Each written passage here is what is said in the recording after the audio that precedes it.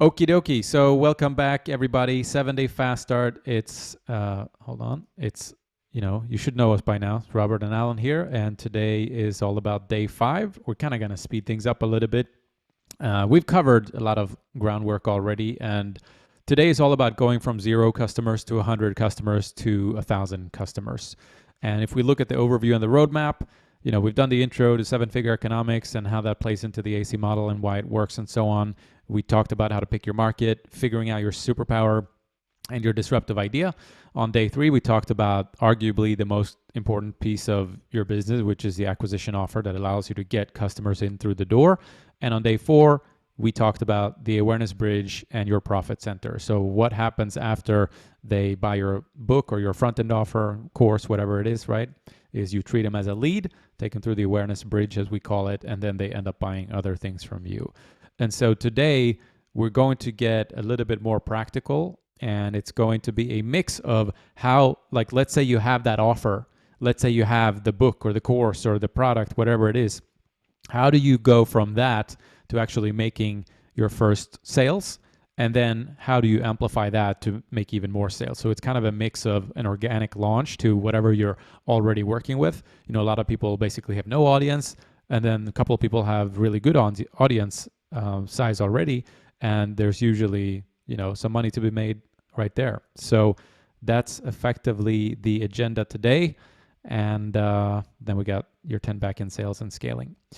So first off, creating offers versus building offers versus running offers. And I'll start off here, and then we'll get on with Alan. He's just woken up, but he should be coming to life soon as he gets the coffee flowing through his veins. Creating offers versus building offers versus running offers. So my take on this is, and I think we've touched on it a little bit before, but there is creating offers and building or assembling them, which is where, I like to use this image of, if you think about a car and if you think about a picture. In fact, let me look it up right now just because it's useful. And I've showed this image to people before. I like this image because if you think about your business as this, there's all these components to it, right? There's the copywriting, there's the images, there's the product, there's the sales page, the sales funnel, the email integration, the email autoresponders, the SMS, the membership area. There's all these components, right? And you can build your offer, or you can build your business in a way where you're creating everything from scratch yourself, which would be the equivalent of trying to build this car, right? And looking to source the steel for the inside of the wheel, or sourcing the rubber for, like, you would have to literally create the component before you put it into the car. So that's building it from scratch or creating it. And the other much faster way to do it is to assemble it. And that's why, we have our rapid launch stack. That's our upsell, where we just give away all the components. You take them, you assemble the offer, right? So that's how we speed things up. We look at what are all the components we need, and what of those components can we find somewhere else out there and just go and purchase from somewhere else and speed things up.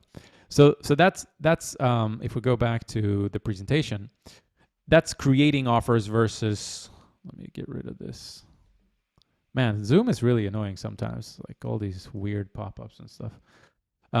So that's creating offers versus building or assembling offers. And then there's the other side of it, which is running the offer. So typically what happens is, this is a machine, right? It's automatic clients, which typically entails you build this machine that's going to go out there automatically, acquire attention, convert that attention into a customer, and then nurture that lead to become a high-ticket client. So you got to build the machine, right? But once the machine is built, it becomes much more about maintaining that machine and improving on the machine, as opposed to being stuck in this sort of creation mode, right? So one thing that we've realized is those are very different skill sets, and they're very different. If you look at your to-do list on a day-to-day level, very, very different. And personally, I find that the creation of the offer is like super stressful. I don't know why, but my brain just goes into like, it starts redlining.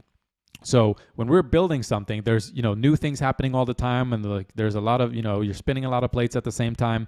But then once you've built the machine, then it becomes all about keeping it maintained and, keeping the oil going and and it's changing out the oil and looking at what you can improve and so on. So it becomes much more about being efficient, about doing the same thing over and over again, but doing it better, and getting people on your team and to do certain parts of it, and then systemizing things, and doing what are they called, procedures, systems and procedures, and stuff like that.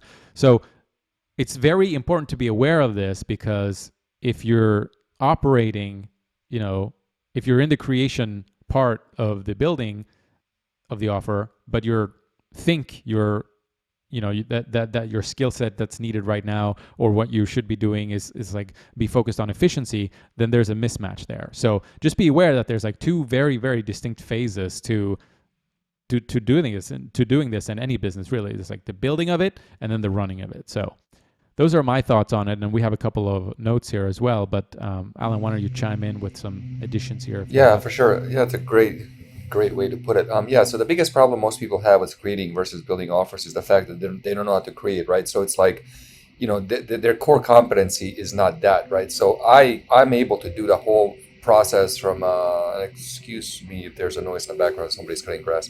But It's all good. I've been doing this for a while, and so like if I started at a time when we didn't have ClickFunnels, we didn't have like we had stock images, but I mean rare, right? And like I had to learn how to code pages, I had to learn to do graphics, I had to learn how to create videos. We didn't have like much stock footage, and we had none of this stuff, right? And so I had to learn all of it, and that took a long ass time to learn, right? But today there's like you don't really have to learn much, right? Like I mean, most people I meet in this industry don't even know what an FTP is, right? They're like, what's that, right? It's like how you upload files from your computer to a server, right? And most people are like, well, I don't even need a computer, I can just do it with an iPad, right? So They don't even know what goes into dealing with yeah, Dreamweaver. exactly, yeah. So it's like they operate like in this world where it's like if they have to create, it doesn't work. But the reason is like creating is really hard because of the complexity and nature of the internet now. So like all the technology is kind of matured and got complex. So it's like web pages aren't simple HTML anymore. You got different like tech stacks now, right? So you have to learn like 6 different languages to make them work. And then videos, for example, you had to, before you had to do like, custom animations and kerning and all this stuff over the video. Now it's like you can just buy a thing, drop it over the video, and it's done, right? And so, and it goes further because like even like with us, it's like, you can go ahead and create like, the upsell pad. You can spend 6 months learning sales copy, or you can just get our upsell and basically get everything and just reuse it, and it works, So that's the difference, right? And the thing about creating is like people don't know what they don't know, and that's the most dangerous territory to be. It's like you don't know what you don't know, and then like you kind of like go into this darkness, and then like you kind of fall off, right? And so you fall off, and then you have no idea why you fell off or what went wrong or any of that, right? So what has to happen is like, instead of spending energy creating, you want to spend energy assembling, right? Building it. And so one of the things is like, if you look at, for example, Apple, right? Like Apple in itself, like, so like when they make their computers, for a long time, the chips came from Intel, the hard drives came from Samsung, the keyboard came from somebody else, the screens came from LG or something, right? And so the whole thing is just basically like they design it, right? The meaning is they design it, and then they create, it's minimum creation from Apple, and the creation came basically from like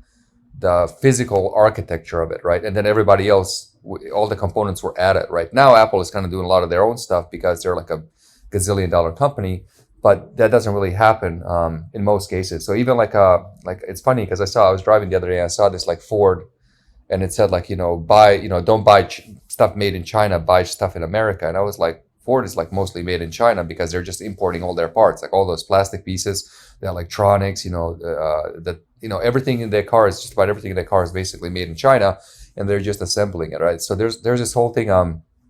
What was that thing I said the other day? This logistics, like the worldwide logistics is like 1/3 of the GDP, right? Basically, just money spent on assembling things. Yeah. So you want to basically be in the assembly business. You don't want to exert energy in creating, because like if you spend your time and energy in creating stuff, like learning these hard skills, right? Like copy, etc. What ends up happening is like, you're going to spend a lot of time in that world instead of leveraging, and accelerating your timeline to success. So, but if you assemble, if you use the assembly process, then you can speed up that timeline, and you can get out there and start generating results for yourself, and basically be in the game, right? Versus having to learn, so what ends up happening is like a lot of people aren't good at copy. They don't like, writing copy. And the way you can tell somebody doesn't like writing copy, or it's not going to be good at copy, if they don't like reading fiction. So that's kind of one of the traits with good copywriters. So like if somebody comes to me and they're like, I want to be a great copywriter, I ask them like, do you like reading fiction books? And they're like, no. I'm like, well, you're not going to be good at copy, right? Because copy and fiction books are kind of line in line, because you have to learn how to tell stories, right? And kind of convey these stories. And fiction books do very well with that, right? And so if they don't like reading fiction, chances are of them being great copywriters is like pretty much zero, right? And then they'll try, and then what ends up happening, they become like a mediocre copywriter, not a great copywriter. They just become mediocre. And then, of course, if they go out there and compete with the mediocre skill, they get nothing. So it's kind of like a waste of time doing it at all, right? Now, on the other side, by running offers, it's like that's where all the money's made, right? So you have a difference between creating and building an offer, assembling an offer, and then running an offer, right? So a lot of people, will kind of create or build an offer, and then they'll kind of put it out there, and then wait for the world to wait for the money to come to them, right? Like they'll kind of put it out there, they'll create this Facebook profile, and they're like, well, my stuff is good, so somebody should give me money. It doesn't work like that at all. Like the world doesn't care about you. Like you don't exist to the world, right? What's interesting is like a lot of people you meet, I don't know if you guys ever thought about it, like you'll meet somebody and you didn't know that person existed like before you met them, right? And then like you didn't know that person existed like your whole life. And that's kind of a crazy perspective to have, because there's a whole these people, you don't even know that they exist, right? And the same thing is true for you. A lot of people don't even know you exist. And so you have to go make sure that they know who you are and that you exist, that your offer exists, so they give you money for what you're selling, right? And that's why all the money is made in running offers, right? So like 90% is running offers. And if you look at a timeline, let's say 2 years, right?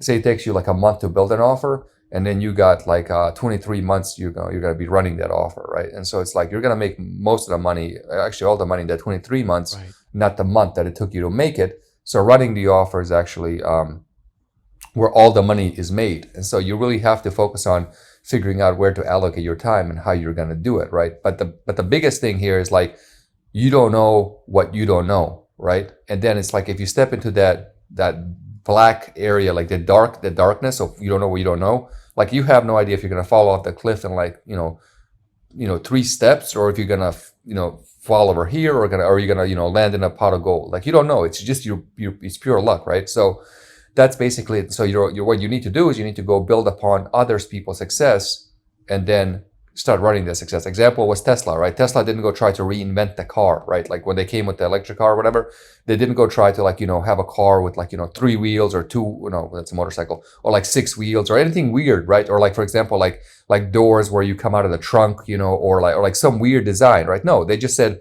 we're going to take a car and we're just going to work on top of that, right? So they kind of did that too. They looked at everything that was working from ergonomics perspective, from aerodynamic perspectives, and everything, and they're like, okay, let's build on that. They made a car with the best drag coefficients and everything in the world, and to reduce the battery. By the way, did you know that Tesla has the most effective drag coefficients in the world? That's why they're designed like that, and so that's why the battery can last longer. So little things add up.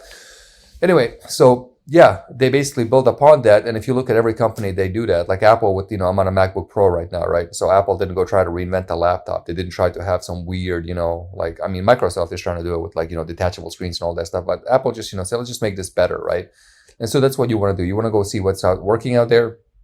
And you want to say, you know what, I'm going to just go and model this, but I'm going to see if I can reuse elements. So like be it, you can use a rapid launch stack. You can use the upsells from there. You can use the graphics. You can use whatever, or you can go find it somewhere else if somebody else offers it or whatever, and use that, and then build upon that. But you want to basically increase your probabilities of success, right? You want to go from having like a 5% probability where you have to create stuff because if you're not good at writing copy or graphics or structuring offers or anything, you go from 5 to maybe like now 75% probability of success, right? That's a huge increase, right? Because at 75 you have a shot. At 5% you don't even have a shot. And so that can make or break you, right? So at 75, you go in and then you run the offer. And then when you're running that offer, you're optimizing the offer and, scaling the offer and growing the offer. But here's that little dirty secret that no marketers will ever tell you, right? In this industry at all. Like everything we do is just a best guess in time, right? That's basically it. Like every single thing we do is a best guess in time. If it wasn't, we would be like trillionaires, right? Because we could go put out an offer and we could just put $1 in and get 10 back, dollar in, 10 back, right? So every single offer, every single product, every single business is just a best guess in time. And I say best, every Bitcoin. Yeah, exactly. And the reason I say it's the best guess in time is because That's all we have. And so we're guessing to the best of our abilities based on all the prior experiences and failures and successes that we had in our journey, right? So for example, like if you build 50 offers, then you know it's like, okay, this is going to work and that's not going to work. And so let's go and do it. And it might work better in some markets and worse in other markets, but you know it's going to work, right?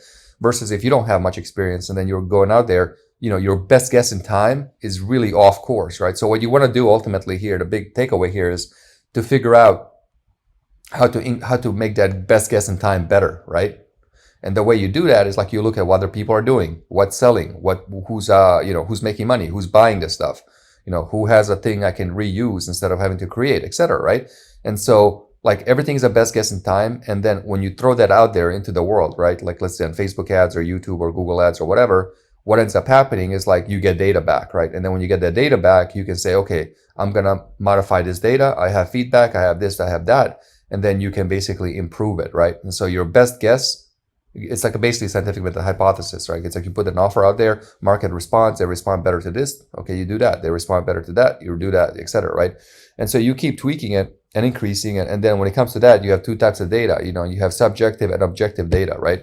And so subjective data is what I call emotional data, right? So when you're running out there, running traffic, you put an offer on Facebook, and you put $200 daily budget and Facebook eats it, right? And does nothing. It's like no customers, no leads, nothing. And it's just like takes you $200 and you're like, what the fuck, right?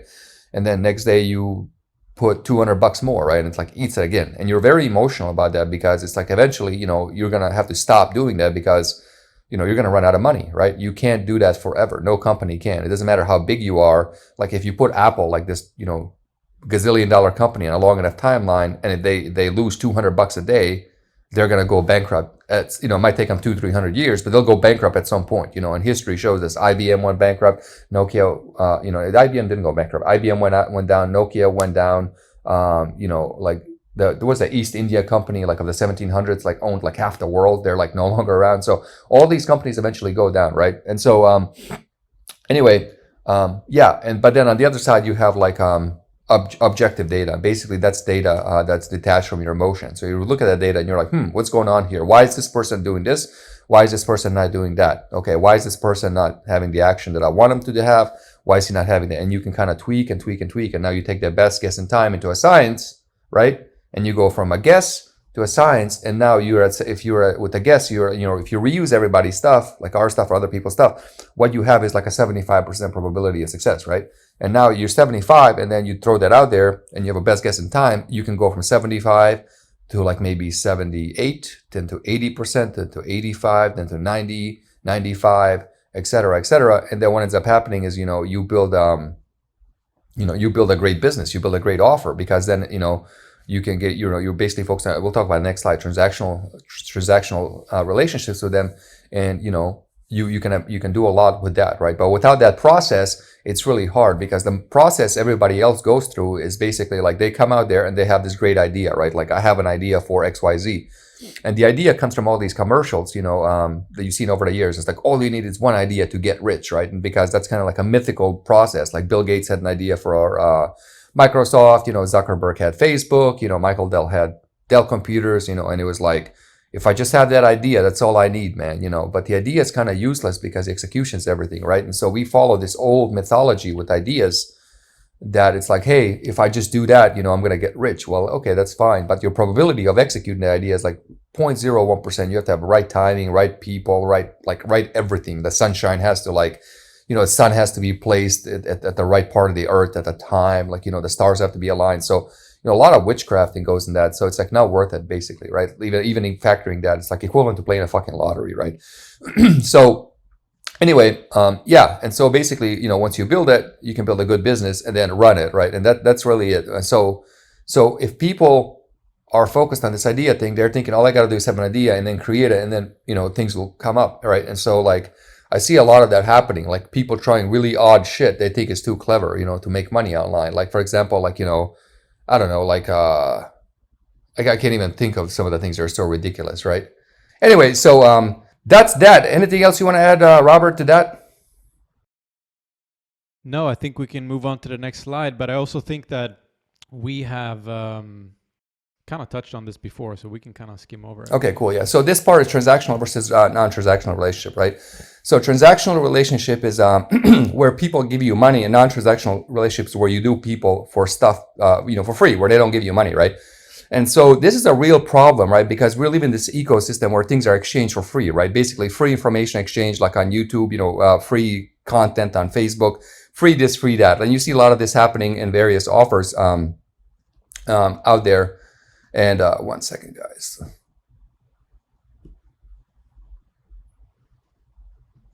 All right. All right, cool. So basically, you have this stuff where it's people, give stuff for free, right? The problem with giving stuff for free out there is what you might call it. It creates this relationship where they expect free things from you for a long time, right? And so it's like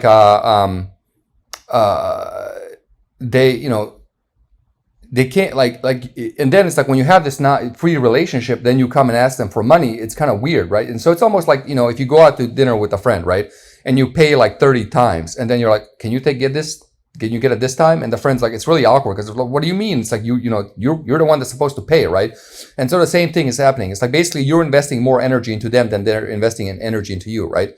And so what ends up happening is like you want to have this equal energy investment between you and your customers and them investing into you. In fact, you want them to invest a little more into you than you invest into them, because you want to ultimately have this, you want to have it's positioning, right? Like it's positioning. So it's like if you invest more energy into them and they don't invest energy into you, then it's like, it screws up positioning, right? So this is one of the reasons, like, how like you guys see ads on Facebook all over Facebook or whatnot, and it's like you get kind of tired of these gurus, right? And then you go from like actually liking the guru to kind of like, I don't care, to you don't like them at all, right? That not liking them at all part comes from like oversaturation, right? Basically, they're oversaturating a non-transactional relationship, trying to turn into a transactional relationship where it's like, here's my stuff, and then they're giving you too much without you wanting the money, right? So for example, free training, like non-transactional relationship, right? And you're like, ooh, a free training. And then you go sign up for this webinar and you spend 3 hours of your life on it. And then it's like, and then they're like, but we saved the best for last and it's behind this $1,000 price. And you go, what the fuck, right? It's like, I thought this was free, right? So you feel a bait and switch. And if that's the start of your relationship, that's really bad, right? It's almost like the relationships come with that ulterior motive, right? So what you want to do ultimately is like when you architect your business, architect your offers, you want to have a transactional relationship, right? Meaning like if they come in, right, you want to exchange some value. Like you give them $1, you give them $1 worth of value, they give you $1 in exchange, back and forth, right? And so this is actually coming from us experiencing this because we've dealt with clients and customers where we took a transactional relationship, right? And then we didn't really sell them anything for a very long time. We just gave them like we gave them too much value, right? It was like we're just giving a value, right, for a very long time. And then we were like, okay, it's like we gotta charge these people again because this is getting crazy. And then it was like really difficult, like to go from non-transactional relationship to getting a transactional relationship back online, right? We did it, right? But you had to do like a whole bunch of copy, marketing, and all that stuff, right? So it becomes really difficult. So that's on that. Anything you want to add, Robert? No, again, we've kind of covered this before, so I think people get it. Okay, cool. All right. Next slide. Launching your offer. Perfect. Okay, cool, guys. So Robert will tackle this one for you, but I just want to say one really important thing. So there's two parts to this, right? There's the organic launch and there's the paid launch, right? And so we're going to talk about the organic launch first because, organic, the reason for organic is like, let's be honest, guys. A lot of people don't have, a bunch of money laying around that they can risk going on Facebook and basically, sticking $200-300 into it and basically, risking losing it, right? Because it's like there's some people that's a lot of money, and rightfully so. We all work hard for our money. Money doesn't grow on trees as much as we like to think it does, right? But what's really interesting about that is like the model of the organic offer, right? So you can there's a way, and Robert's going to show you right now. It's like where you can launch an organic offer, and what you do is like you launch your organic offer, and then basically you can generate good money out of that, and you can reinvest that money into paid ads, right? So basically what ends up happening is like not only do you test your offer, not only does the offer work, but you can also use that money to run ads, like Facebook ads or whatever, right? And then basically you take it from there, uh, and then you can scale and grow your business. So Robert, why don't you tell us how to do that? Yes. So quick to the super quick backstory on this is simply that I wrote this book. I ran my agency for many years, and then I kind of ended up running it in an unconventional way, right? And then I wrote a book called The 2 Hour Agency. And at that time, I think I had like 1,500, 2,000 friends or something like that on my Facebook profile. I was not one of these people who's going out there and going into groups and friend requesting 5,000 people and trying to sell them stuff in the DM. Like I did none of that, right? So the people that were on there, they were people that maybe added me or I added them, but there was no sort of active, building of the audience. And so you have two posts here on the screen where you can see on the left, that's the 2 Hour Agency launch, and then you can see the automatic clients launch. And that's where, so the 2 Hour Agency one on the left, I literally I created this book cover, and I made this post on my Facebook profile. Again, no real effort had gone into building an audience at that point. And I just said, the 2 Hour Agency is ready. Nobody knew what the 2 Hour Agency was at that point. I just did these bullets, basically check marks with the benefits of that book. And then I said, if you want to check it out, say something. And then people got cute and they would be like, say something in the comments.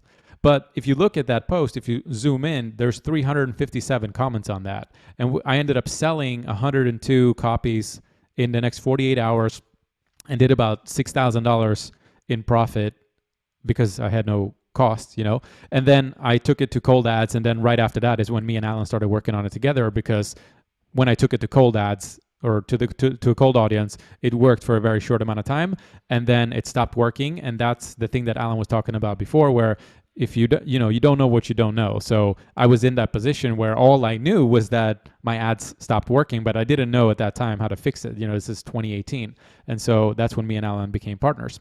But what I'm getting at here is you guys need to just steal this post right here. If you have a course, if you have a product, if you have a book, whatever it is, you just write the exact same thing here, right?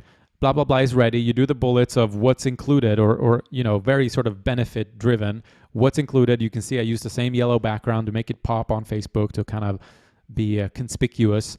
And we did the very same thing for automatic clients. Now this one had 93 comments because we had actually launched it already, to the people in our audience. We actually sold them a physical copy. And then when I did this post, we sold the digital copy.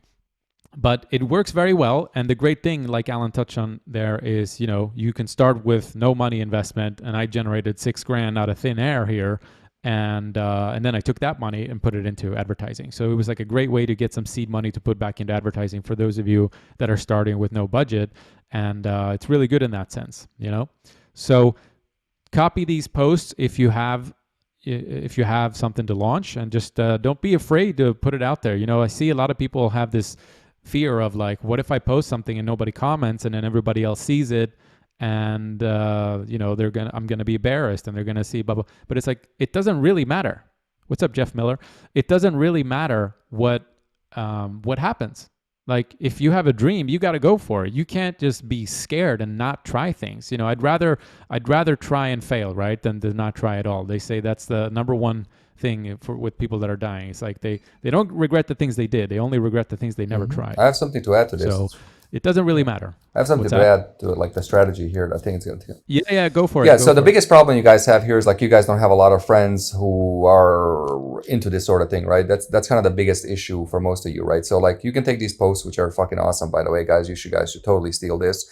But the core issue you have is like you guys don't have a lot of friends, like 2, 3, 4, 5,000 friends that are into this sort of stuff. Most of you, right? Like, so for example, like I think like 2 years ago, I went on this like Facebook rampage and I had like 4,000 friends, and I was like in this weird, like, minimalistic phase. And I was like getting rid of things. And I was like, I got to get rid of all these like people I don't know. Right. And so there are a lot of marketing people there. Right. And so that was kind of a mistake, right? From like a business point of view, because like I shouldn't have done that. And so what you can do is like, here's what you do, right? Like, while you're scheming your launch here, your organic launch, you write your book, you take the templates and you do all that stuff. What you do is you go to groups, right? And so you go to the various groups, like, you find these fancy groups out there. I'm not going to mention any names because I don't want to put people on the spot here like Jeff Miller. But you go to these fancy groups, right? You see basically the most active people, right? Most active participants, right? And so like if you go to a group and spend some time, you'll see who's engaging, who's buying, who's clicking, right? Etc. And so what you do is while you're in a group, you just add all those people as friends. You add and you basically acquire friends. So like, you know how there's this, old saying, and the money's in the list, right? And so like, 5 years ago, 6, 7, 10, well, yeah, even like, until recently, like you have to go buy traffic and build a list and do that.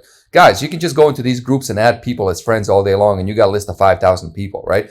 Like, that's it. Like I made $1 million in like 2008 with like no list. And then like we somehow like scrapped together a list of 10,000 people and like use that as leverage. And we grew the business to like, I think like 400 grand a month, right?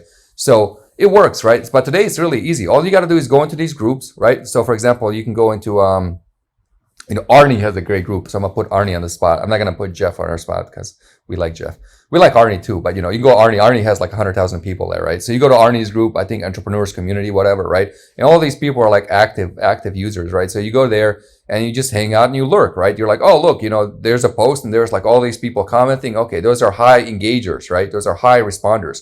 Add friend, add friend, add friend, add friend. You got 5,000 of them, right? And then if you want 10,000 of them, make a second account and add 5 more thousand. If you want, 15,000, get a third account. And if you want 20,000, get a fourth account, but add all these people, right? And so this is actually like, I don't think Robert had that many friends when he did this, right? Because like, people don't like Robert and he's not a friendly guy. And I'm just just kidding. Robert's the friendliest guy ever. But basically, like you can have like 20,000 people, right? Marketers, and you don't have to pay a cent for. And guess what? Because those people are high engagers, right? Those people, like if, for example, if you go to a group and, you'll see, like if you look at even our group, you'll see like the same, like, 300 people just posting nonstop, right? Like basically you have like 10% of the people are like hyperactive users. And then like you got like rest of them are lurkers, right? But what happens is like when you have 5,000 people or 10,000 or 20,000 or 40, whatever, how many people you want as your Facebook friends, they're hyperactive users. Anything you post on that wall, they're basically going to want to respond to it. It's like they have this need, right? So NLP, they call this a self-sort and other sort, right? So self-sort people don't like to participate. Like they kind of like facts, right? And so like, you guys ever have like, Jeff will attest to this because he runs the awesome group.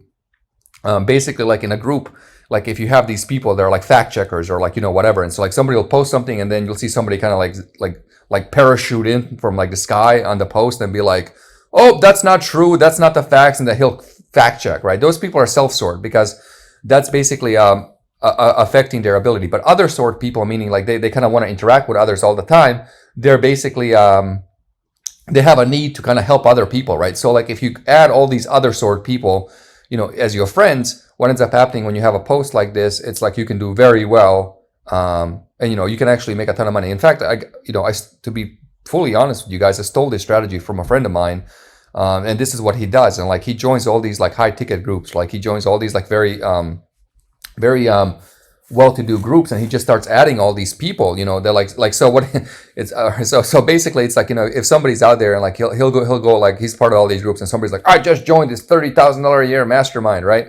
He's like, add friend. And if somebody's like, oh, I just bought this $2,000 product. And he's like, oh, add friend. Oh, I bought this, $72 product. Add friend. Because he's just adding buyers, right? And he makes like a killing on that. He makes a killing on it, right?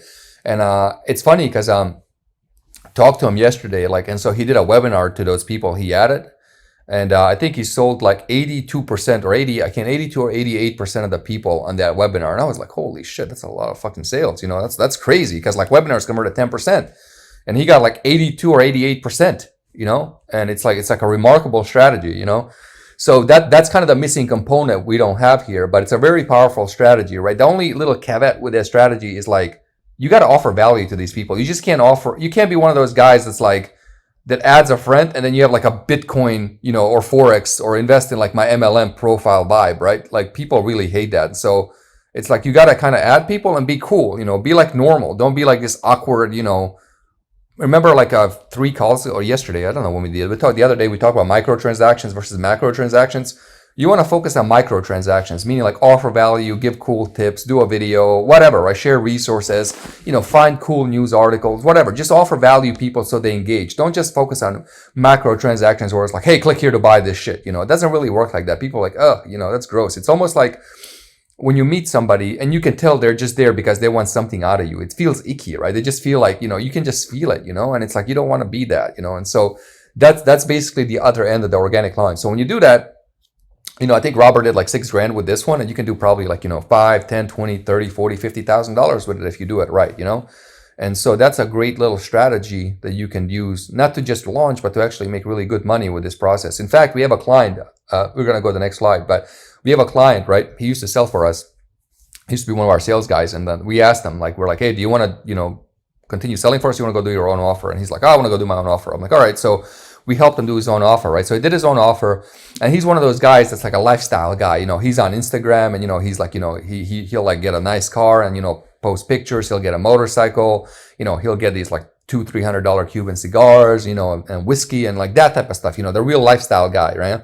And so I talked to him like maybe a month ago, and I was like, hey man, I was like, how's that thing doing that you did? Because I'm like, I don't see you running ads. I'm like, I thought it was dead in the water, right? And he's like, oh yeah, it's making me like $6,000 a month and I'm not doing anything. And I was like, holy shit, wow, right? And I'm like, how? And he's like, yeah, dude, it's like all I do is I just, I'll just like post pictures of fun lifestyle and stuff. And then people will like, recommend me. And then like, Instagram, because a lot of people like it, the algorithm will like put me into the little, featured boxes, pictures and everything. And then people click on about me to see what I'm about. And they see a link to my little funnel that I got from you guys. And, it's making me like $200 a day doing nothing, like literally nothing. So it's like $200 a day times 30. I think it's about $6,000 a month, right? Doing nothing. And so you can do that too. There's many, many ways to do this, right? But the whole point of that is to get to paid advertising, because the reason we like paid advertising, it's like you have control. So it's like driving a car, right? So organic is kind of like getting on a bus, and you're going to have to follow that route wherever the bus takes you, right? Whereas paid that's a good analogy. Yeah, exactly. You got to reuse this one. And paid advertising is like having a car, and you can go at the speed you want, you can slow down, you can turn where you want to turn, you can kind of, and you're a lot more comfortable, right? Because you're full control of the ride, right? And so that's kind of why we focused on paid advertising. And the other reason we focused on paid advertising a lot is because it's not really crowded over here at all. There's very few people, that can, do paid advertising. An example is like, if you go to one of these, like, I know, like ClickFunnels groups, they have like 1 billion people in there, right? And you got like 30 people who run paid ads or something, right? So it's like that type of ratio, right? And so it's a lot more opportunity here, because what happens is like all these people creating organic content on YouTube, Facebook, Google, everywhere, right? Like they cannot create organic content without an economic engine supporting that creative content, right? So for example, like if you're running a weight loss offer, right? There's all these YouTube channels about fitness and stuff like that. Well, guess what? It's like they can't exist without your weight loss offer working on their to their audience. So you're going out there running ads to their audience, right? And basically you're extracting money first, right? Because you're extracting the core value out of it. And so one of the reasons this whole $5 book model works, right? Is because you have all these guys, they're out there preaching high ticket, because the what's the word? Like, the dream, right? Is like, you get 2 high ticket clients a month and, you can go live in Thailand like a king, right? Which is true, but the problem is like everybody does that, right? So all these guys out there, they created all these webinars, all these trainings about high ticket. And the thing is, because they're selling high ticket like that, they have to sell at high ticket on the front, right? So you have like all these guys doing webinars, right? And so they're all running webinars out there. And guess what happens? A whole lot of people don't buy it. But what they do is they create a whole lot of awareness for us, right? They create a whole lot of awareness for us. So they're like, yeah, this is a great way to make money, but I don't want to spend $1,000. I'm sorry. It's like I'm not going to risk that, because I want to go buy this other fun thing, right? And like, that's why webinar conversions, they're high at like 10%, right? Now they're probably down to like 2 or 3% or something, right? Very low, right? But you have like 90% of the people who are exposed to the idea. They bought into the dream. They bought into the idea. They just don't want to spend $1,000. And guess what? You got this thing called the $5 book, shows up in their feed, and they're like, it's $5. It does the same thing that does, but better. And they go, well, holy shit, let me give that a shot. And then guess what? They buy it. And then it's like next thing you know, they go to the upsell pad. They give you more money. If you do a continuity program, they give you more money. They see the bump, they give you more money. They buy the audio book. They buy upsell 2. Then they buy your, light level of your training for like say $1,000 to $3,000. Then they buy your high ticket stuff for $5,000 to $10,000. And so you get a spectrum of people giving you money versus just this one, thing, right? So it's like a nurturing model versus a filtering model. So the whole industry is focused on filtering people, and they filter you guys based on how much money you have. So it's like, if you don't have enough money to buy this, high ticket thing for, $1,000, $5,000, $10,000, you're no good. You're useless, right? Well, that's not true, because if you look at the biggest car companies, what are they? Like, they're Honda. What do they sell? They sell low-end cars. Toyota owns Lexus. Honda owns Acura, right? Walmart is like one of the biggest companies in the world. Amazon sells cheap stuff, right? Who else? Like Volkswagen, right? Volkswagen owns Audi, and ironically, Audi owns Lamborghini, right? And then even like Ferrari, right? Ferrari is very expensive. Then why does Fiat own it? Fiat's like a cheap company. Like in Europe, Fiat cars are like very, very cheap cars, but yet they own the most expensive things. So see this how this ratio doesn't really work, because you have to ascend people, meaning you have to take them from $0 to $5 to $10 to $100 to $1,000 to $5,000 to $10,000, right? You can't descend people. You can't, like, if we sell somebody for like a $5,000 or $10,000 program, I can't go, hey man, give me $5 more, right? It doesn't make sense. Like, it completely screws up their relationship, right? And so that's why we focused on paid advertising, because it's like, you have all these people creating all this massive awareness for you. They're basically pre-selling the market, right? So same thing with Apple. Apple basically went in and they're like, hey guys, look at this great thing, iPad, right? Or iPhone, very expensive. Everyone's like, oh, I want that, right? But all these people in all these other countries, like for example, that don't make a lot of money, like for example, some countries in Africa, right? Some countries in like Asia, some countries in South America, right? They're like, well, we can't afford a fucking, $1,000 iPhone. That thing is like, I got to work 6 months for that. And then Android was like, oh guys, look, same thing, 1/10 the price. And they go, oh, I'll buy that. And guess what? Now Android is like, I think there's like 2 billion Android users to like I don't know how many iPhone users, right? I still like iPhone better, but that's because I can afford it. A lot of people can't, right? But you see that, like, and then Google, but it's all compounded effects, because now Google has, data on people from the phones. They have the browser, they have the email, they have everything, right? So their strategy is smart. And, the thing is, it's like, you can't beat a free model, right? Why can nobody beat Facebook? Because it's free. How the hell do you build a better ad network for free, right? Or like an ecosystem, right? How do you build a better search engine than Google? You can't. It's free, right? Anything close to the free, you can't beat. So it's like there's this point in business that if you reach, you can get like rich. It's like with certainty, right? And that point is like, if you can create a utility that's close to free, that's close to the banking system, like if you can hit those 3 points, then like you're almost guaranteed to become like super rich, right? Because one, you can't beat free, right? It's like, how do you beat Google? You can't. Like, Microsoft tried. They couldn't. Like, they threw a shit ton of money. In fact, Microsoft tried to pay people to use Bing, and they still couldn't do it, right? And so you can't beat free, right? Really hard to beat free, right? And so that's why, these, like, our offer converts to like 15 to 25%, right? Any given day. And so it's like, you can't beat free. And then it's like, it's interesting, by the way, on that 15 to 25%, because our people give us money at the rate of people signing up for webinars. So it's like, on a webinar, you get 15 to 25% registration rate for free, and then we have 15 to 25% actually giving us money. So there you go, right? So you can't beat free. And then the closer you are to utility, like Google or Facebook, that's pretty much a utility. That's like Facebook and Google are like a modern version of electricity, right? Like, you have to have it, right? Like, if you want to keep in touch with people, right? Like, I know a lot of people are like, I don't want to use Facebook privacy, but that's bullshit. Like, you really have to have the damn thing. It's like, otherwise you can't get in touch with people. And so closer you are to utility, the more money you make. And then the closer you are to the banking system, the more money you make, right? And so it's like, that's kind of the holy trio. Like, if you want to make money, figure that out. Like, if you can do something else to figure it out, don't do our model, go do that, because that's way better. And that's kind of where my mind has been for the past like 10 years, trying to figure this out, right? So we figured out one part, right? One part, which is like getting close to free, but making it work with back-end economics, right? And then it's like, what's the utility, right? And then Russell Brunson has done that extremely well with ClickFunnels, because he's like, free book, utility is a software, and of course, the massive success. Props to Russell, because he did it right. Massive respect for that guy. And I know a lot of guys are like, oh, Russell's da, da, da. It's like, say what you say, but the guy's a beast, right? So with that in mind, let's talk about paid advertising launch. How to get your first 1 to 100.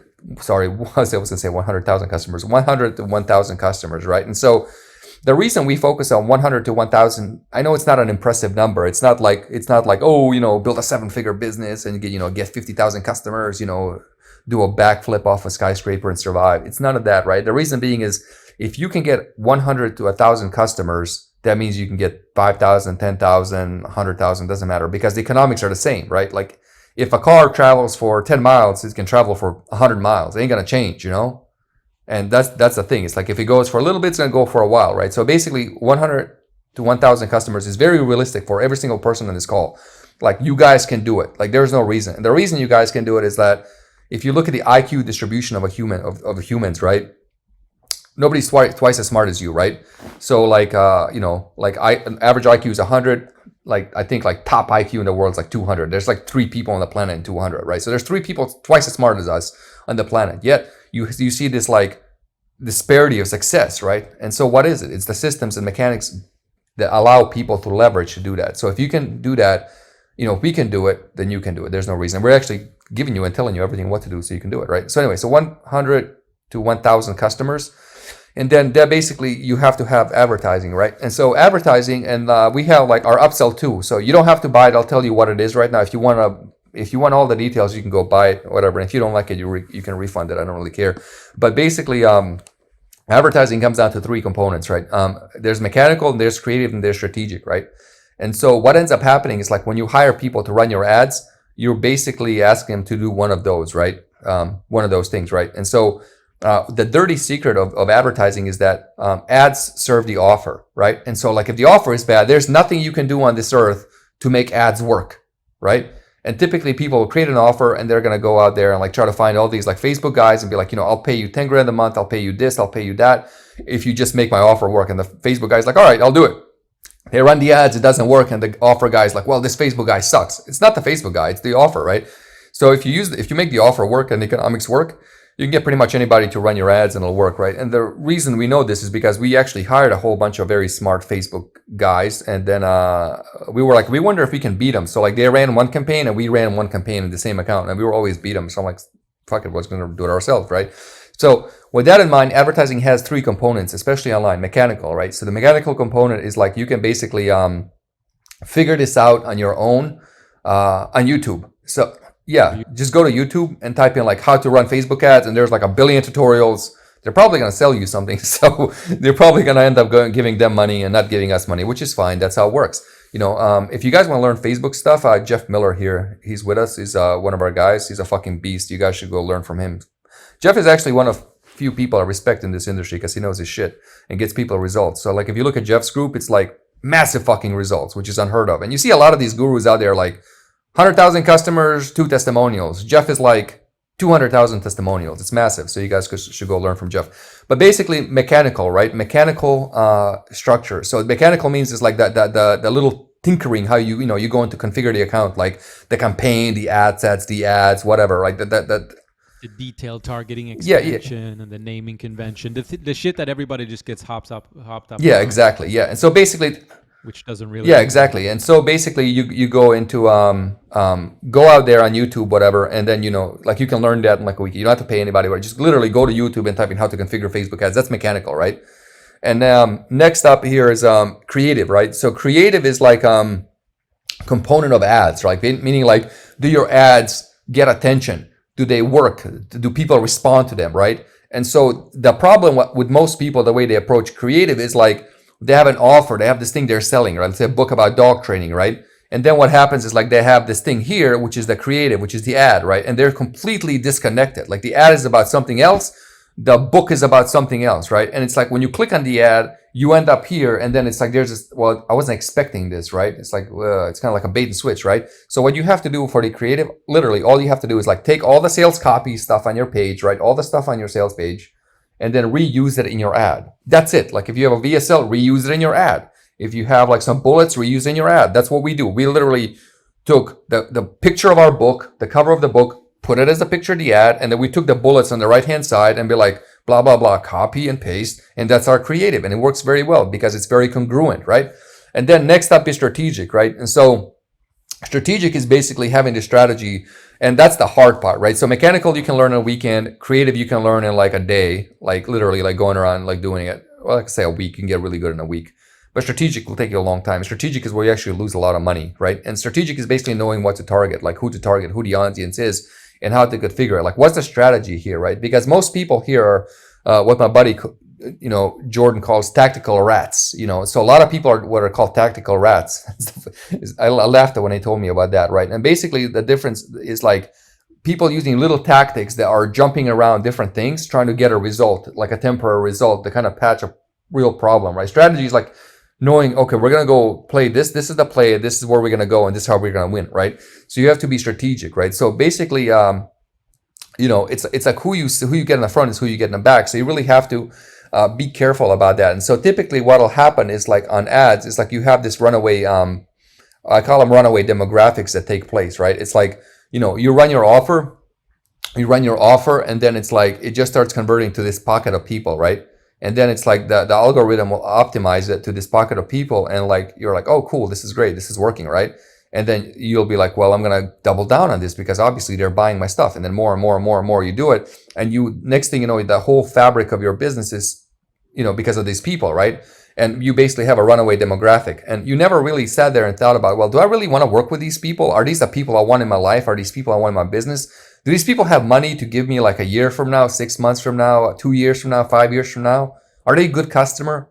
It's like, no. So it's like, I have a friend who's doing really well. And this is exactly what happened to him. Like he launched his offer, and it's like he just, ran it, and he kept scaling it. And then it was like, and ended up with like a whole bunch of customers that like don't buy anything except like the cheapest things, right? Like they just buy the cheapest of the cheap, right? And he couldn't figure it out. Like he tried to sell them high ticket, he tried to sell mid ticket, do webinars, do trainings, do nothing would stick, right? But he's getting a whole bunch of them, right? And I was like, dude, you have a runaway demographic. He's like, what do you mean? I'm like, yeah, you let the algorithm decide, who's gonna, who you do business with, right? And that's the strategic. You have to be really strategic in terms of like who you want to work with, right? Like I want those people. They need to have that much money. They need to look like that. They need to have this personality profile. They need to be passionate. They need to have this, right? So I had this big epiphany. Like, most people approach business in terms of what they don't want. Well, I don't want a job. I don't want to have a job anymore. I don't want this. I don't want to work 50 hours a week. But very few people come into business knowing exactly what they want. There's a big ass difference between knowing what you want and what you don't want. If you approach business from knowing what you don't want, what ends up happening is you settle for this like mediocrity of just above what you don't want, but it's not really what you want, right? And so same thing happens with runaway demographics. It's like your business just skews that way, right? And you attract a whole lot of people, right? So, like a lot of these...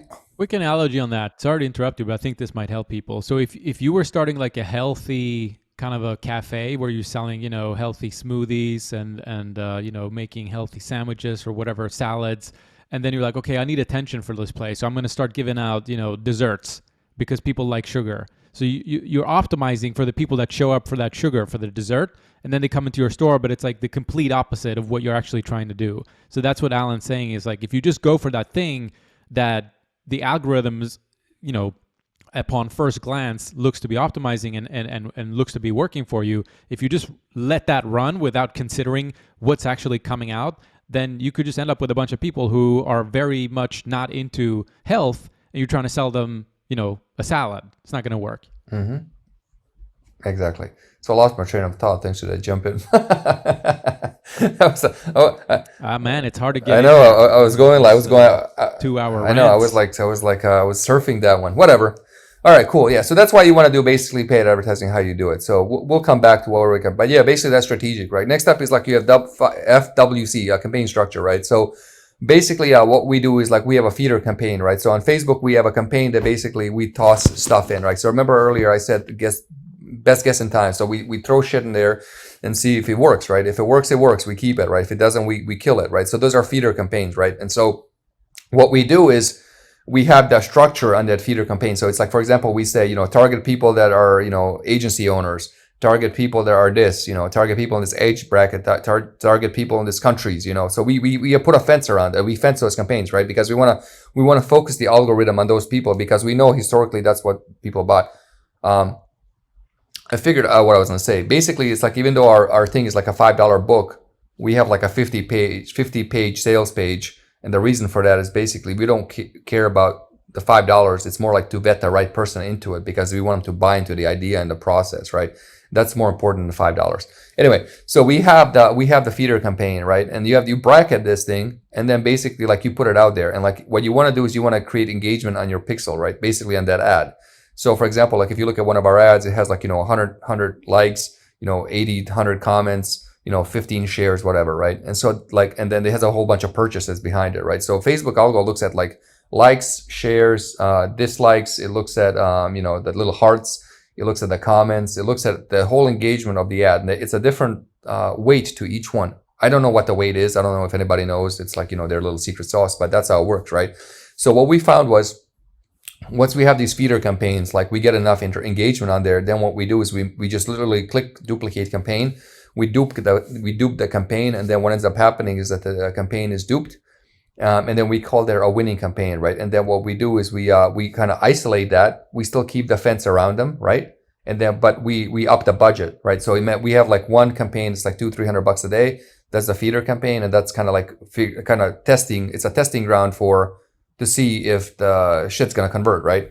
And then what we do is when we change it to the winning campaign, it's like that's our $1,000 to $2,000, $3,000 a day campaign, right? Just by itself, that winning ad, right? So it's in a winning campaign, it's just a campaign, one ad set, one ad with a huge budget, still with the fencing around it, the same targeting, right?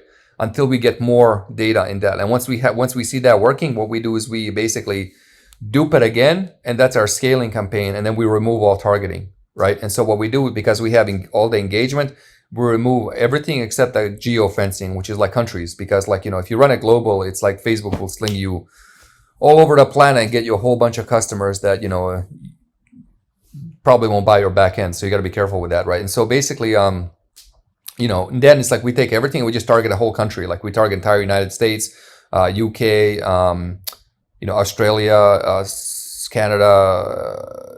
What else we target? What else do we hit? Australia, Sweden, Norway, Denmark, Finland, France, Germany, Austria. Basically all those countries, but no fencing other than that, right? And basically you're targeting like 1 billion people, right? And what's happening? And what's happening is like based on the engagement of that ad, right? So you got the likes, you got the shares, you got the little hearts, you got the little heart hugs, and comments, and you got all the stuff.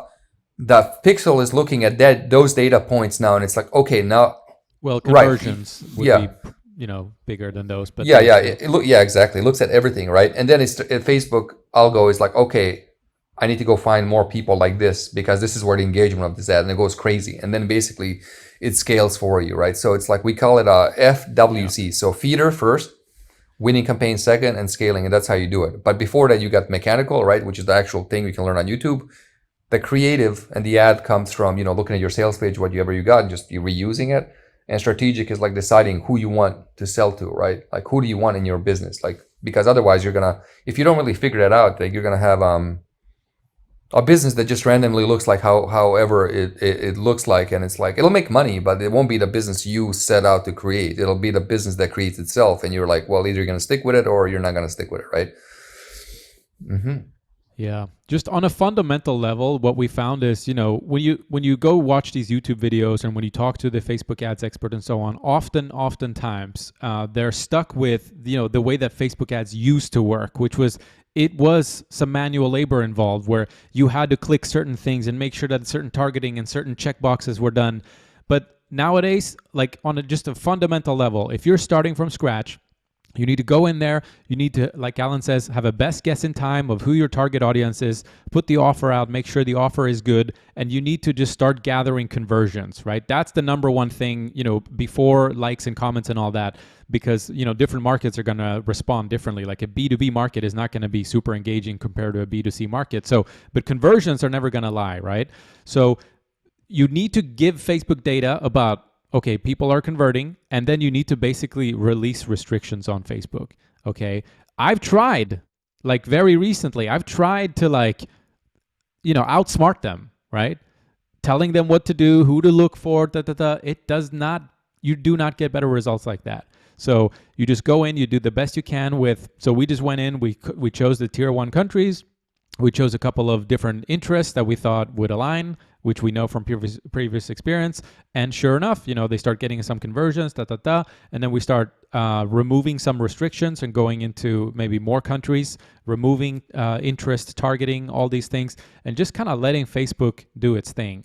And it works really well. And one thing that you'll find as well is to stay aware of is, as you're scaling your campaigns, if you have, let's say, a budget, a CPA budget where you can't spend more than $100 to get a sale, you might start off with a smaller budget. You might pay $50 to get a sale, and then as you scale, you'll pay $60, and then you'll pay $70, and then you'll pay $80, and then you'll pay $110 and $120. So at that point, what you want to do is like scale back a bit. So you scale back and you let Facebook continue to get conversions, continue to get data, and ideally at the same time, you're improving your economics on the back end so that you can actually start to pay $120 for a sale. And then again, you scale. And then you can also scale by duping campaigns and so on, like Alan said. But I think that's enough on the advertising side. There is one right? more thing I want to add, which is really important. I actually didn't think about it until you brought that up. But we're like, most of you guys don't realize, but it's like right now, a lot of the things we do manually are actually, there's this big hidden economy, like, growing ecosystem of AI going on, right? And so right now, like every single, like for example, the reason Tesla is worth so much money is because of their self-driving mechanism, right? And so like when investors look at it, they're like, you know what, in 10 years, we can have every single Uber running on Teslas that drives itself, and we don't have to pay the human being, right? And it can be solar powered. And the same thing is with UPS, like UPS trucks, people just sitting there and like unloading boxes. You don't have to pay them as much, right? So AI is removing us from the equation. So as Robert said, like years ago, it used to be like, you really had to kind of like hone in on Facebook ads and stuff. But now it's like they have this thing, they have this initiative, it's something 5, I can't remember, like Fast 5 or something. Facebook's ultimate goal is this. They want to make it so that it's like, you go there, you just type in a URL of your business, be it a restaurant, be it, you're a hairdresser, you're a bar, doesn't matter. You have a book. Just put a URL, and their AI can basically detect what it is, and then figure out like who to go after and create the ads artificially, right? So like there's a site out there called This Person Doesn't Exist, and you click on it, you refresh, and AI generates a new person, and it looks like photorealistic. I mean, Robert, can you pull that up? Just want to show the significance of this, right? And so what's happening? Just go to thispersondoesnotexist.com in a browser, yeah. And so what ends up happening is AI is their ultimate goal, because they like, so look at this. This person isn't real. This is AI generated. So hit refresh. That's not AI. That's AI generated, dude. 100% AI. Look, refresh really? it. Look at that. These are not real people. How crazy is this, right? This is AI creating humans that are like real, right? This is crazy. And so like Facebook has this initiative where they know the only thing preventing Facebook from making more money are basically, sorry to say, Jeff, agencies, right? They're digital agencies, right? And so what? Maybe we're part of the AI. And so basically, all right, Robert, stop fucking with that. You're gonna lose we're gonna have this call be like 3 hours, and we got another call in like 30 minutes. So basically, the only thing preventing Facebook for making more money are people making like a 10-20% percentage of Facebook, right? So they know that if they go to this restaurant, right?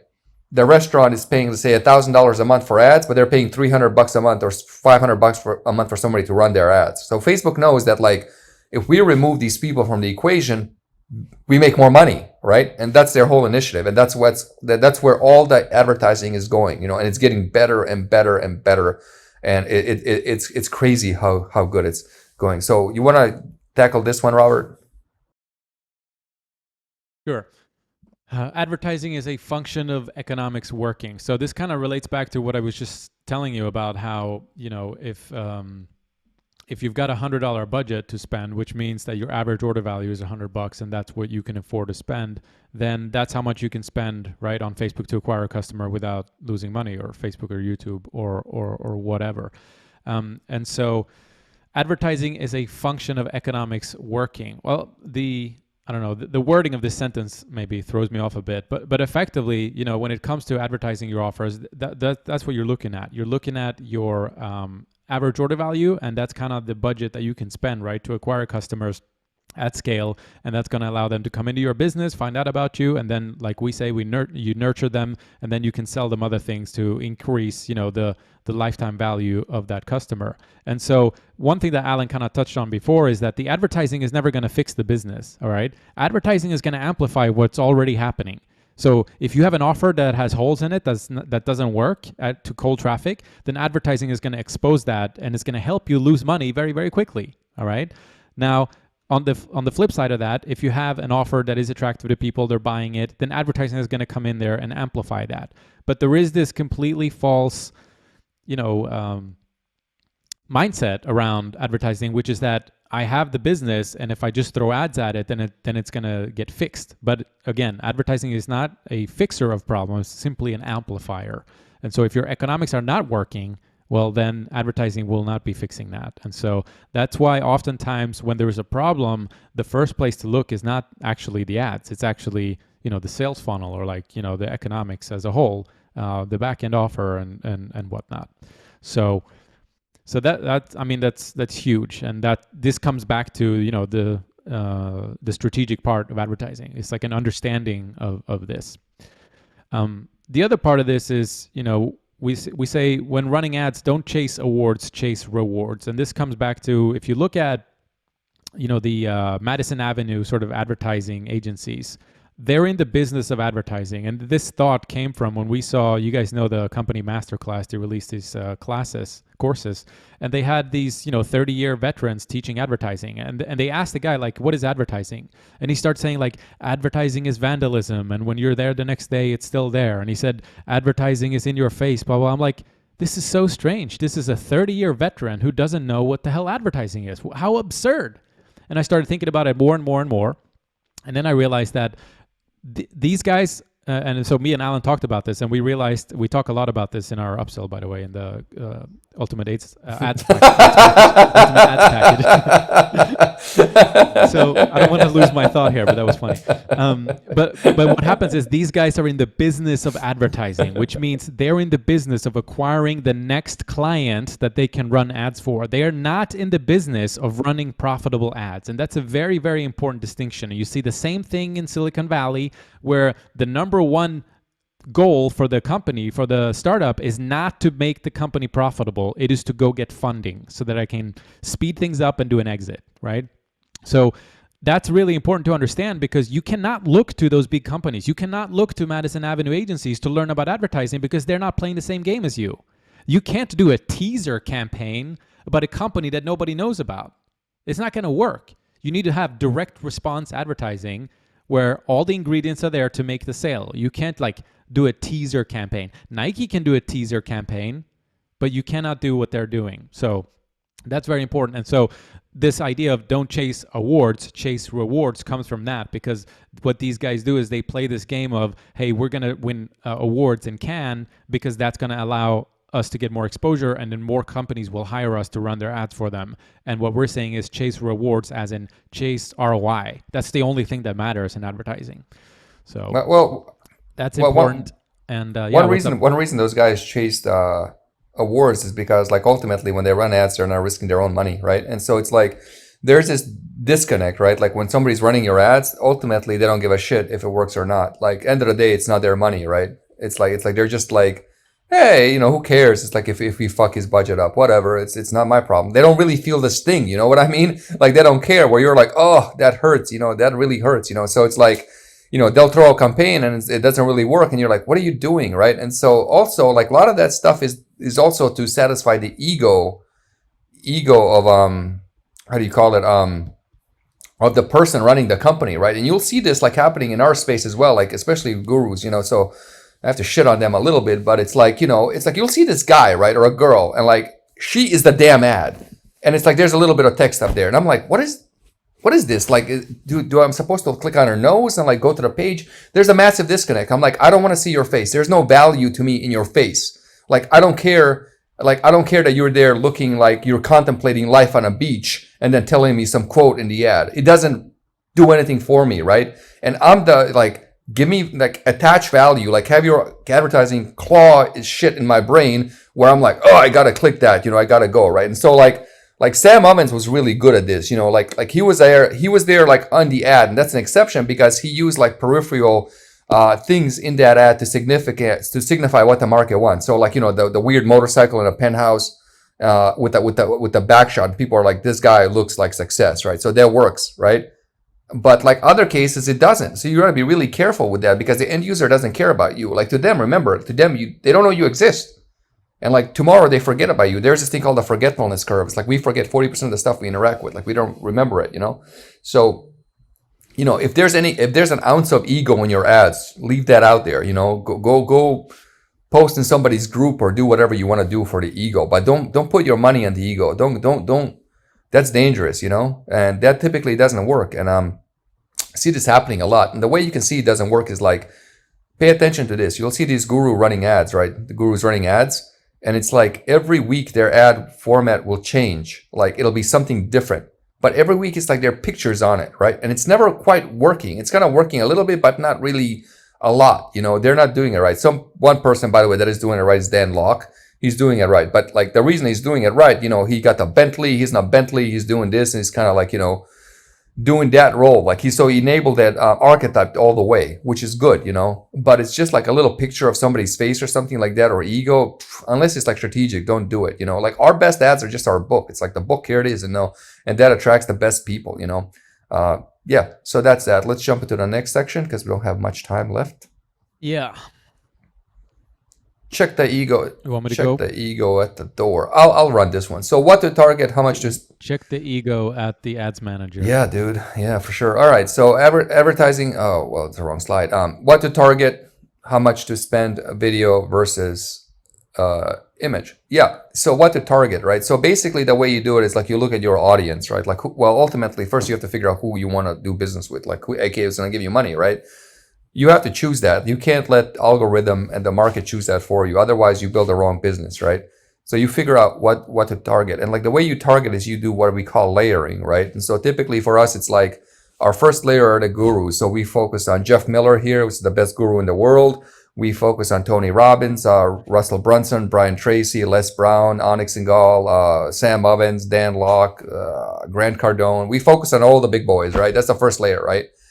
Then we do a second layer of software, right? So second layer is like, Infusion software, ClickFunnels software, ActiveCampaign, what's that thing? The HubSpot, right? HubSpot software, Bronto, whatever business software. So basically, and then I think we have a third layer. What's the third layer, Robert? Do you remember? Can't remember. Well, we got to be careful with this because we're not actually restricting them by making these and statements, right? Where like they have to do this and they have to do this and they have to do that, because you end up with a very small audience. Right. If you do that. Well, you have to be careful. It depends on the geographical. Well, this is for feeder campaigns, FYI. Basically, you want to aim aim as much as you can into the right people to get that engagement, right? Because that's going to signify to the algorithm like who you want. So that's why we have a layer. So it's like, if people are into like all these gurus and they're into software, the probability is they're going to be really into this, right? Because that's that. And then basically it's like, okay, good, So that's how you do the feeder target, right? How much to spend? You want to spend your funnel value. Yeah, but I would say for most book offers out there, you definitely don't want to start off with like an audience less than like 1 million people. Yeah. Which isn't that hard to get in like these big countries, right? So how much to spend? So this took us a long time to figure it out, actually. And so what you want to spend your funnel value on a campaign. So meaning like our funnel value is like $300, right? And so that means we just need one person to buy the whole funnel and we break even, right? And that always happens. So like whatever your funnel value, so you take the front end, you take your bump, you take your audiobook, you take your upsell 1, upsell 2. You don't take your downsells, by the way. You're not going to add your downsells because those are kind of like smaller. So you take the upsells and you add it up in the funnel, meaning like how much they can give you money in this one path, right? And that's it. So if your funnel adds up to be $200, you spend $200. If it's $300, you spend $300. If it's $50, you spend $50. You don't go beyond that. And the idea here is like you want one person out of all those people to come in to buy the whole thing, and it will happen. And so that's how you do it. And then what you do is you scale in increments of that funnel value, right? So like we started at 300 because our funnel is $300. We started at $300, and then it's like, okay, once it's working, then you go to the scaling campaign, you duplicate it, and then you do 600, right? And then you do 900, and then you 1200. and so forth. You go increments of 300 of the funnel value, right? And what we did found was like going in increments of funnel value, we just never lose money. Like I think we had like 1 or 2 days for full transparency where we lost money, but other than that, we haven't lost money at all using this strategy. So it's really hard to lose money like that if you do everything right. So you scale and basically spend based on the funnel value. Next up is video image ad. We always like to start with images. The reason being is that they consume a lot less time to absorb, as far as like, because if you look at how people engage with Facebook, they're scrolling, right? And so it's like an image, they can get the whole picture and everything in an image, right? And that's one of the things I go against, these like abstract, contemplating life on a beach type of scene, because it's like, well, what's he trying to do here? What's he thinking about? Is he hungry, or is he thinking about how to grow his business? Like, what's he thinking about? Is he enjoying the sunset, right? Versus an image of a product that's like, here's the outcome, right? And so that's kind of the thing. And so like if you have an image, you want them to basically absorb that image like in 1 second. So the rule of thumb is like they have 1 second to get their attention, and you have 1 second like instant imprint, right, of the message, instant imprint of the message. Whereas a video is like a secondary thing where they kind of have to consume it, right? The interesting thing about that is that you have like image people that respond better to image. You have people that respond better to video. It's not either or. So you have to test that, because the algorithm will find people, and they know, because like they know, like if you watch a video, if you watch like 50 videos or 50 video ads versus like if you click on 50 image ads, that Facebook knows what's what, right? And so they know where you're gonna land, right? So that's that easy. As far as video goes, our best video ad has always been one Robert created, actually, and it was like this loop of a book, right? And the reason it was so successful is because it was like, I think, a 3-second ad, and like people just kept watching in a loop. So it looked like it had like massive engagement because it was a 3-second loop, right? So people kept watching over and over and over again, right? And so that the other thing I really want to talk about is this idea of peripheral ads, and this is really important. I haven't really had many people talk about this at all, but what I noticed was like, so we went to all these, ad gurus, right? And like we talked to a whole bunch of them, and we paid for consultants and everything. And like basically we came back with like, you just need to run feed ads, like, run the ad in the feed, mobile feed and desktop feed, the main feed, right? And we did that for a while. And then what I noticed was like, when I look at Facebook, I don't really look at Facebook as like, the social platform. I'm studying it like a marketing scientist. Like I'm studying it. I'm like, what is this? What's going on here? How am I engaging with it, right? And what is it doing to me to get my attention, right? And so what I notice is like, I'll see some people running ads, and like, I'll see the peripheral ads. Like, those little ads you see, for example, on Facebook Marketplace, on a little sidebar on the right, or you'll see it like running somewhere else, like you'll see it running in these different spots, kind of oddly running in different spots, And, against conventional wisdom, you shouldn't run those ads because they're kind of weird, right? Like out of place. And like, if you look at the data as well, if you look at the data, the feed ads always convert a lot better than those other placements, right? The other placements don't really convert that well. So the logic would say, don't run those other placements because they never tend to convert as well, right? But what I found was like, if you run the other placements, I call them peripheral ads, right?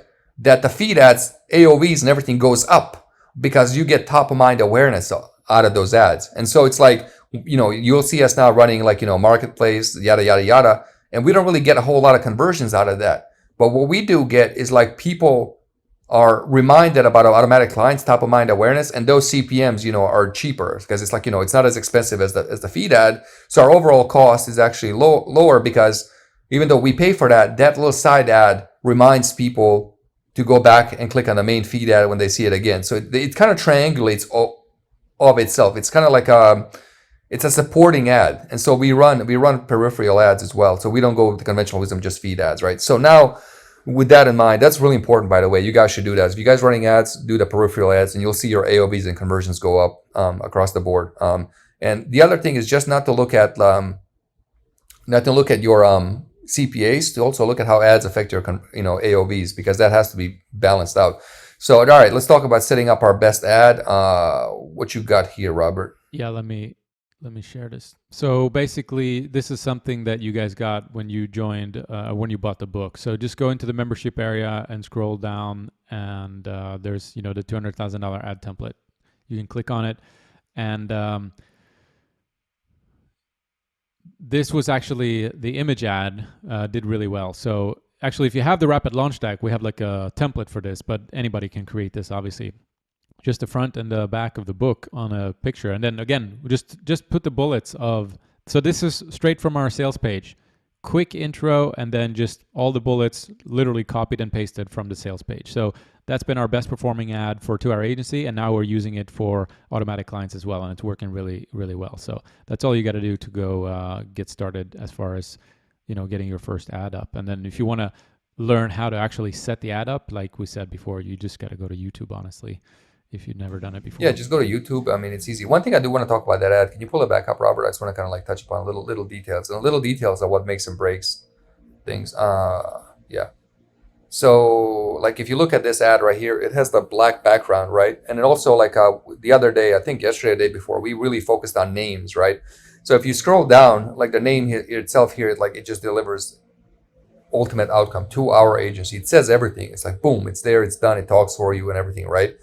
You don't see Robert contemplating life on the beach, right? And it's like trying to figure out, it's like, how's that, No, we tried yeah, it. yeah. We actually tried it. There was all these like different things about like, lifestyle ads and everything. It's just like really cool for ego reasons, like Instagram worthy, but it's like people giving us money. Doesn't work. Anyway, so basically just a book cover like that and bullets, and see that those bullets up there. Let me show you something. So like Robert, go to 2houragency.com. I'm just going to show you how we build this ad. And after this, we got to go soon, guys, because we have an accelerator call in like 30 minutes. All right. So if you scroll down to the right, so earlier I said like you have to extrapolate your ad from your offer, right? So literally what I did was I just said, hey, my name is Robert. I wrote the 2 Hour Agency. I see these bullets on the right. I just copy those, right? Just copy those. So it's the same thing with automatic clients. Like if you see our ads now, if you go to our page, we just reuse everything on the page in the ad. And what happens is like when people click on it, there's massive congruency and you have, very, very high conversions, right? But if you don't have that congruency, it doesn't work. Like you have this like, what's the word? Like disconnect, right? You have this disconnect where it's like they click on this thing and they land on your page and it's like, what's going on? And it's almost like the person has to exert energy to figure out what's going on. So anytime, the way you test this, like, if you want to kind of like think about, am I doing that right? Am I doing it wrong? You basically say, am I exerting energy? How much energy am I exerting on this? How much energy am I exerting on this to figure out what's going on? So yeah, that's that. All right. Summary time. You want to You do it? Okay, so creating offers versus building/assembling offers. Obviously, we talked about the importance of just looking around, what's available that you can just purchase off the rack, so to speak, and customize to your business. It's going to save you a lot of time. And then running offers, that's about efficiency, and that's where the money is made. So actually, let me jump real quick to, it's like the emotional journey of building something great or something like that. Yeah. So if you guys look at this is the journey that you go through with your business. So you start off, this is the best idea ever. You work on it for a long time, and this is the dark swamp of despair. And it's like, what am I doing? This is never going to work. And then you work your way up from there. So this is that journey. This is the creation of the offer. And this is like the running of the offer right here. So you got to make sure that you go through those hard times and continue so you can get to this other side and then start working on optimizing it. And that's like always, that's where the money is going to be made. So important. Transactional versus non-transactional relationship. We've talked about it a lot. Don't want to lure people in with free because then it gets increasingly difficult to turn that into a paid relationship. Launching your offer. We talked about how simple you can just take our post that we've used several times and do an organic launch, no matter how tiny your following is. And this goes for email too. You got 6 email addresses, don't care, just send it out. Make a little bit of cash and use that to fund your ads. Paid advertising, mechanical, creative, and strategic. Most people focused on mechanical and creative, but strategic is where the deeper understanding of it goes. And when shit hits the fan and it doesn't work, then if you understand the strategic part, usually you can fix it. So don't get caught up in the detailed targeting expansion checkbox and whatnot. Feeder campaigns, running into winning campaigns, running into scaling campaigns. And then advertising is a function of economics working. So advertising is not going to fix your business. It's just going to amplify what you already have. So if it's not working, chances are it might not be the advertising. It could be the economics of the business. Best guess in time as far as targeting goes, how much to spend. You can, like Alan said, you want to spend basically the value of your entire stack, but you don't have to spend that in one day if you don't want to. If you want to start off smaller, like we've started with like $100 per day and just kind of get a couple of sales in and then use that money to reinvest and continue to scale from there. Video versus image, start with image, just keep things simple. There's a lot more variables in video, so it takes more time to play around with and all that, and more to consume as well on the customer side. So just start with image. We just showed you what we use, so just copy that, use that, and then you can test videos later on. So yeah, we sent you our best ad. Go find that, and that's the summary and the recap. And yeah, if you're ready, then just go take our ad and go launch the thing. Get rich. And get rich or die trying running ads. All right, guys. Here's what I want from you. Here's a link. Go to the Facebook group. Give us your best takeaway. Yeah. So do that little takeaway thing. And then we're gonna do one more. We have one more day of this 7-day fast start series, and then we're done. We got two. Two more? Oh shit. Man. 2 more. Wow. Okay. Yeah, we got 2 more. All right. Well, give us your best takeaway here. What you take away settings, people here, and yeah. All right. Well, good. Before this call, Alan was like, "Let's keep this short, 45 minutes. Let's race through it." It's impossible for me to half-ass anything. It's like I'm like all or nothing type of guy. Yeah. Like I either go all in or I don't want to do it. Like that's it. Like it's like I'm black and white. Like I cannot. Like I wish I could. I cannot half-ass things. Like it's impossible. Like it killed my soul. Like, So Jeff just posted his takeaway with this the dark swamp of despair. The normal business journey has an emotional swamp, and you'll just have to get through. Mm-hmm. Mm-hmm. Yeah, Sebastian says he kind of missed the ad layering part. Honestly, don't read too much into that because I actually think we don't actually do it on the first ad that we run. It's worked without it, so don't read too much into the layering. It's just the idea is best guess in time of who might respond to your ad, but don't go super crazy and like target some small audience. And ads are really, really, really easy when you have your offer right. Like ads are like the easiest thing in the world if your offer is right. It's like the stupidest, easiest thing ever. Like you'll be shocked at how easy it is.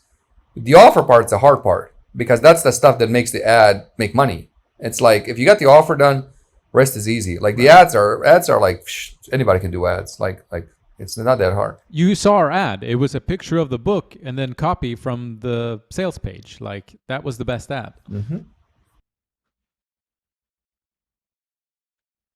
Dr. Deborah, thanks guys. Great free lesson. Cussing was an added value. I appreciate that. I like to express myself. I'm very passionate about this, and I can't find stronger words to express myself, so like those words come with a lot of energy, sometimes they come out. And it's Alan likes to think of cussing as seasoning. It's seasoning for the vocabulary. Give some flavor. Yeah, it gives seasoning for vocabulary. I'm very weary of people that don't curse because I'm like, it's like what else are you hiding in that brain of yours, Like who didn't curse? Like Ted Bundy didn't curse, Charles Manson didn't curse, like, serial killers don't curse, and they're hiding things in there, so when somebody's very expressive, you can trust them, because they're not hiding anything or whatever. I kicked that guy out of this call too. He was annoying, like telling me to change my way of expressing myself, so I right-clicked and booted him out. I think he's gonna cry now, but fuck him, whatever, who cares. Anyway, so yeah, listen, it's like I don't try to change you. I don't care if you curse, I don't care what you look like or what race or creed you are. I accept you for what you are, and you accept me for what I am, and I'm here to help you out. So it's like she knew it. She says, I remember when you took the time to. Yeah, it's weird. It's like it's like somebody comes to your house and it's like eat this way or do that. It's like really, all right, there's the door, bye. But it's no harm. It's just like expression. There's actually like a study done, believe it or not. People that curse have a high level of intelligence. So if you go look that up, it's true. It's true. I can censor myself. I censor myself as much as I can. But then when I get really into this, like when I get into like, because I'm really passionate about this, like I love this stuff, So it's like when I really get into it, it's like that self-governor is kind of like, It just goes to it goes to sleep, and I'm like, damn it, it's like, might as well go all out. But yeah, no, it's interesting. The other thing we do that a lot of people don't do is we fire our customers and clients. Like we kick people out of the program. It's like, we don't like you. We don't like your energy. We don't like what you're selling. Like, I feel like you're trying to sell a scam. Bye, and we kick them out. And that's a very common thing you guys should do too. Like, to be honest, it's like, you don't, customers not always right.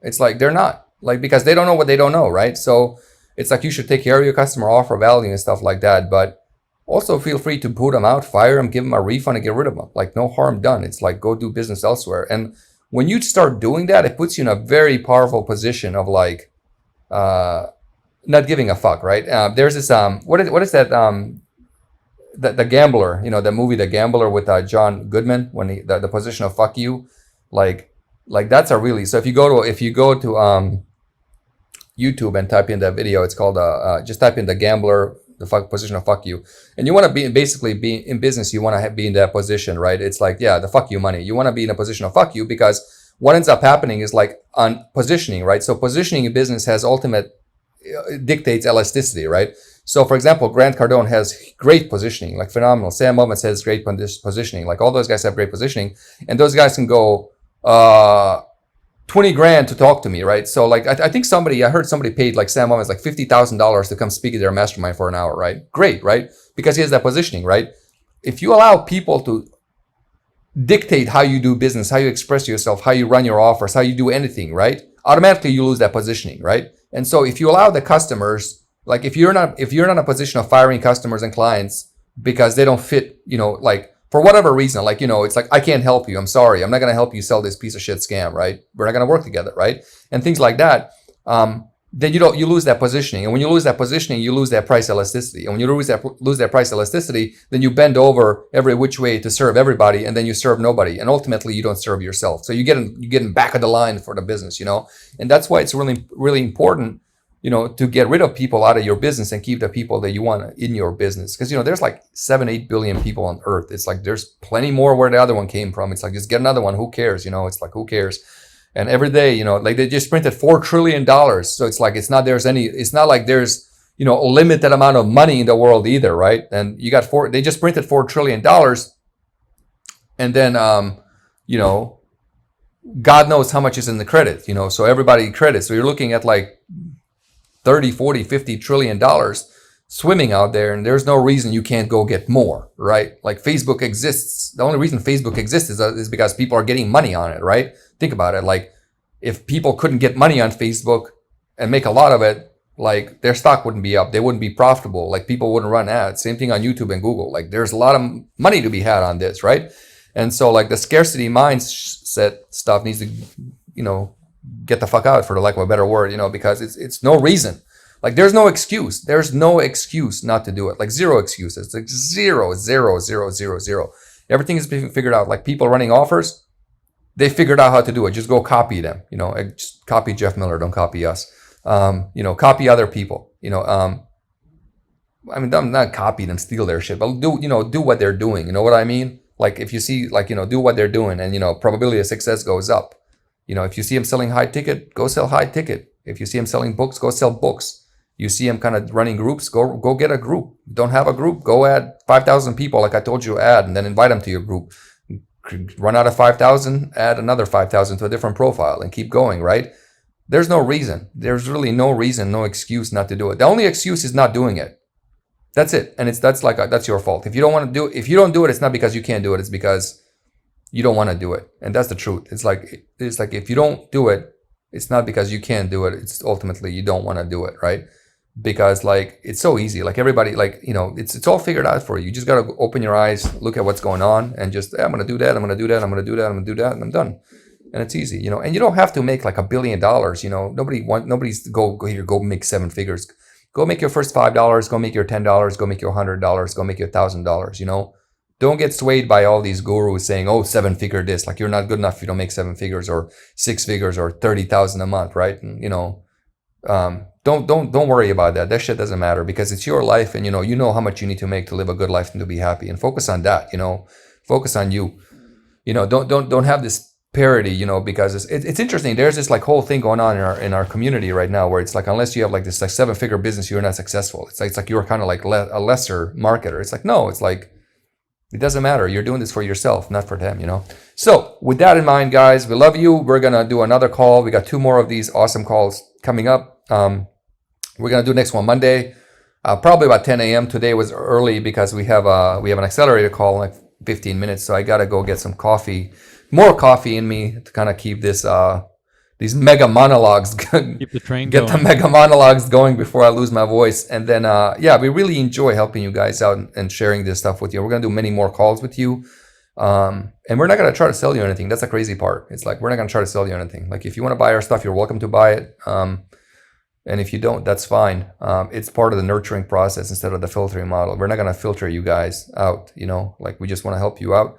Because the interesting thing is, like, some of you guys now might be ready now, but in a week, in a month, in 6 months, you might be ready, and that's fine. When you're ready, right?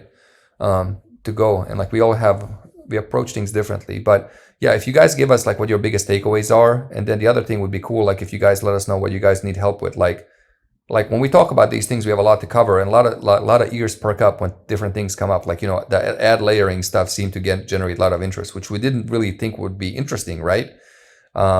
And then like this Facebook stuff, adding friends and stuff with organic launch, that perked up a lot of interest, By the way, one last thing I want to leave you with. The hardest part most of you guys will face is writing a book. That's a pain in the ass, right? Because it's like, for Robert here, he has superpowers in being able to organize his thoughts and bang on a book in 2 weeks. But for me, it's really hard. Like, for me to write a book, it's literally like, I have to exert so much energy into it, right? It doesn't come easy to me. And so I don't know for you guys, but like, one thing, we have a guy in our program, he does over like $1 million a year, and all he does, he goes and finds other people, they're experts, and sells their books. Like, so he has one in like dog training, he has one in like the relationship space, and so like he goes out there and finds these experts on Instagram, YouTube, etc. So one thing I encourage you guys, like, look, if you don't want to be a guru, you don't want to get on camera, right? You don't want to get on camera and be out there and do that stuff, kind of put yourself out there. There's these Facebook groups. Just type in like authors or whatever, right? Authors. Go in the Facebook group, and you can find like literally. I think there's like if you type in authors group like in Facebook, there's a group, but there are like 50,000 authors. And guys, they all suck at selling. They're horrible. They're great writers, not good marketers. And if you just find some that are experts and stuff, you can publish them and you can make really good money. It's a really good idea. I never thought about that, but that's a great place to source, other offers that you could. Yeah, exactly. And then you can go on Amazon, right? And so like, it doesn't matter if somebody has like, 1,000 reviews on Amazon, chances are they're not really making that much money, right? And so it's like, hey, but the thing is like all these people got to eat, right? They all have mortgages, they got kids, they got car payments, they got credit card bills, and everything. They got to eat. And so like, so it's like they're all willing to do a little bit extra to make a little bit extra money, especially if you come to them like, hey, I have this really sick model and have the sales letter and have these upsells and everything. All we got to do is get together. A buddy of mine, Jordan, did this 10 years ago with this guy, and they did a relationship product, and they've been making like, I don't know how much, I think they made like $30 to $50 million so far together. And he just did that exactly, So again, like I said, if you don't do this, there's no reason to do it other than you just not wanting to do it. That's it. That's simple as that. Like, no other reason. Like, and if you say I don't want to do it, that's fine. That's okay too. No hard feelings. So with that in mind, we got to go, guys. We got to go. I got to get coffee. Robert has to go eat. We got another call in 10 minutes, but pleasure serving you and helping you as always. And next call is Monday. Have a great weekend, and bye.